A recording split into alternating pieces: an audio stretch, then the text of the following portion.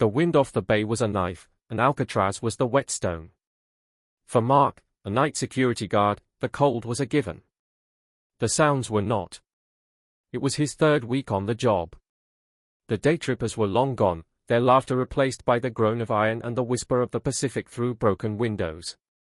His nightly round was a trance, flashlight beams sweeping over chipped paint, worn bars, and the profound emptiness of cell block B. Then, a new sound cut through the routine. Not the wind. It was a soft, rhythmic scraping. Scrape, drag, scrape, drag. It came from the end of the corridor, from the solitary confinement cells they called the holes. His radio, usually crackling with static from his partner across the island, went silent. "Hello?" Mark called, his voice swallowed by the cavernous block. The scraping stopped. In the sudden silence, he heard his own breath, a fragile thing. Then, a low moan seeped from the darkness ahead, so full of despair it made his skin prickle. He tightened his grip on the flashlight and advanced. The beam trembled as it pierced the darkness of the solitary row. The iron doors were solid, save for a small, barred slot.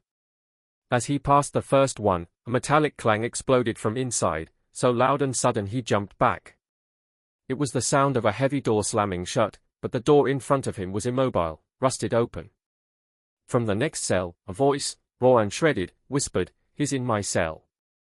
Mark's blood ran colder than the bay. He fumbled for his radio. "Pete, you copy? I'm in B block. I'm hearing things." Only a hiss of dead air answered. Scrape, drag, scrape, drag. The sound was closer now, just behind the next door. He had to look. He had to know. He raised the flashlight, stepping forward, and shone the beam through the bars of the viewing slot. The cell was empty, save for dust and decay.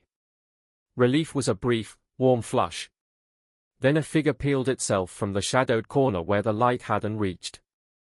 It was a man, emaciated, dressed in rotting prison denim. His eyes were hollow pits, and his feet were bare, bloody stumps, explaining the terrible scraping drag. The thing looked directly at Mark, its mouth opening in a silent scream. And then it was gone. Mark stumbled back, his heart hammering against his ribs. He turned to run, but the corridor, once a straight shot to the exit, now seemed to stretch into an endless tunnel of identical, clanging doors. A chorus of moans and whispers rose around him, a symphony of forgotten agony.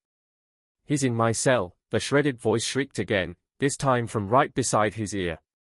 Mark ran. He didn't look back, bursting out into the cold night air, gasping. He never went back. They found his resignation letter the next morning. And when the new guard does the nightly round in cell block B, if the wind is right and the bay is quiet, they sometimes hear a new sound among the old ones, the frantic, running footsteps of a man who is forever trying to escape.